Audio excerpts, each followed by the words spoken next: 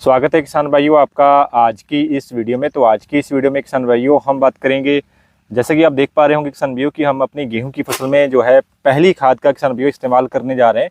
और पहली खाद में जो है हम कौन कौन सी चीज़ें डालने जा रहे हैं अपने गेहूँ की फसल में, उसके बारे में किसान भाइयों आपको जानकारी देंगे। और पहली जो खाद है किसान भाइयों हमने ये पहला पानी देने के बाद डालने जा रहे हैं। 2 दिन पहले जो है हमने अपने गेहूँ की फसल में जो है पहला पानी दिया था और आज जो है तीसरे दिन जो है इसमें चलने लायक जो नमी है हमारे गेहूं की फसल में वो हो गई है। इसमें जो है आज हम खादें जो है जो डालने जा रहे हैं उसके बारे में अब आपको जानकारी देते हैं। इसमें सबसे पहले हम ले रहे हैं यूरिया। देख सकते हैं यूरिया की किसान भाइयों एक बोरी जो है हम एक एकड़ खेत के लिए ले रहे हैं। यूरिया किसान भाइयों गेहूँ की जो है वेजिटेटिव ग्रोथ यानी वनस्पति वृद्धि के लिए बहुत ही ज़रूरी होती है।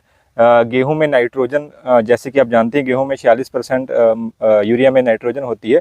तो नाइट्रोजन जो है गेहूं की ग्रोथ के लिए बहुत ही ज़रूरी होती है। शुरुआत में ही जब आप पहला पानी देते हैं सबसे ज़्यादा जो गेहूं को जो चीज़ चाहिए होती है वो नाइट्रोजन ही होती है।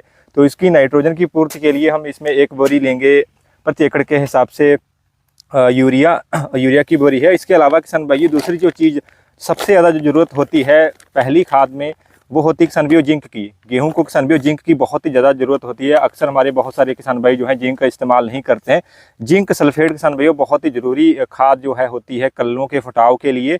और इसके अलावा इसमें किसान भाइयों एक ऑक्सिन हार्मोन होता है जो कि किसान भाइयों गेहूं में कल्लों के बढ़वार के लिए, कल्लों के फुटाव के लिए बहुत ही महत्वपूर्ण भूमिका निभाता है। तो वो जो है जिंक जो है प्रदान करती है गेहूं की फसल को। इसके अलावा इसमें जो है सल्फर भी किसान भाइयों पाया जाता है। देख सकते हैं, थोड़ा सा झूम करके मैं कैमरामैन से कहूँगा दिखा दें कि इसमें 33% जिंक है। ये जो हम जिंक ले रहे हैं क्रिप्को की है मोनोहाइड्रेट। और इसमें किसान भाइयों जिंक 33% है और सल्फर 15% है। तो सल्फर भी है साथ में। सल्फर भी किसान भाइयों एक नेचुरल फंगिसाइड के रूप में कार्य करता है, गेहूं में चमक लाने का काम करता है और गेहूं में प्रोटीन की मात्रा को बढ़ाने का काम भी सल्फर करता है।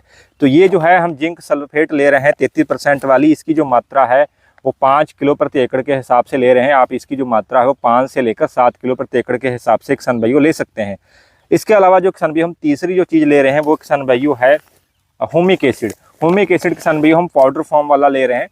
इसको किसान भाइयों आप पाउडर फॉर्म वाला भी ले सकते हैं या फिर जो है लिक्विड में भी आता है। लिक्विड में जैसे जीवरस हो गया या अन्य कोई लिक्विड फॉर्म में भी आता है ह्यूमिक एसिड, वो ले सकते हैं। इसकी जो मात्रा है आप 1 किलो से लेकर 1.5 किलो प्रति एकड़ के हिसाब से आप ह्यूमिक एसिड किसान भाइयों साथ में इस्तेमाल जो है अगर गेहूं की फसल में करते हैं तो ये क्या करेगा ह्यूमिक एसिड किसान भाइयों, ये रूट डेवलपमेंट का काम करता है। यानी गेहूं में जो है गेहूं की जो जड़ का विकास करने का काम करता है। ये एक जैविक खाद है, जैविक खाद के रूप में कार्य करती है।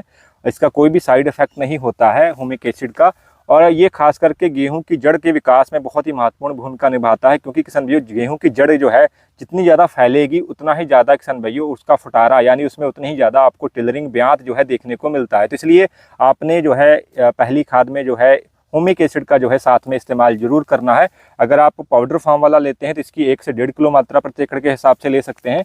अगर आप लिक्विड वाला लेते हैं तो उसकी जो मात्रा है लगभग 1 लीटर से लेकर 1.5 किलो प्रति एकड़ के हिसाब से वो भी किसान भाइयों इस्तेमाल जो है आप कर सकते हैं।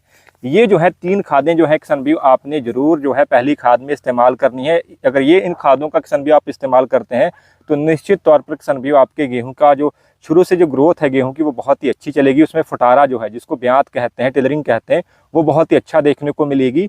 और इसके अलावा आपकी गेहूं में हरापन जो है बिल्कुल शुरू से ही आपको बिल्कुल हरापन देखने को मिलेगा। कई किसान भाई क्या करते हैं खाली यूरिया इस्तेमाल कर देते हैं, उसके बाद जो है 4 से 5 दिन बाद या कई बार 1-2 हफ्ते के बाद जो है उसमें पीलापन आ जाता है। तो वो किसान भाइयों अक्सर जिंक की कमी से आता है कि किसान भाई जिंक इस्तेमाल नहीं करते हैं। तो इसलिए इन 3 चीज़ों का किसान भाइयों आपने इस्तेमाल करना है। आपको बहुत ही अच्छी आपकी गेहूं की ग्रोथ चलती हुई नजर आएगी, बहुत ही अच्छा उसमें फुटारा होगा और गेहूं का हरापन भी किसान भाइयों देखने को मिलेगा। इन 3 खादों के साथ में किसान भाइयों अगर आप चाहें तो सल्फर भी किसान भाइयों अलग से थोड़ा ऐड कर सकते हैं। हालांकि जिंक में जो जिंक है इसमें किसान भाइयों 15% सल्फर देखने को मिलती है, लेकिन आप चाहें तो 1 किलोग्राम या 1 से 1.5 किलोग्राम प्रति एकड़ के हिसाब से जिंक के साथ में अलग से भी सल्फर किसान भाइयों इस्तेमाल कर सकते हैं, ताकि आपकी जो सल्फर की जो पूर्ति है वो शुरू में ही किसान भाइयों गेहूं की फसल में हो जाए। तो ये थी किसान भाइयों सामान्य जानकारी इस खाद के बारे में जो हम आप अपने गेहूं की फसल में आज देने जा रहे हैं। और पहली खाद के रूप में आप भी जो है इन खादों का किसान भाइयों इस्तेमाल कर सकते हैं और बहुत ही अच्छा रिजल्ट जो है अपने गेहूं की फसल से ले सकते हैं। धन्यवाद किसान भाइयों।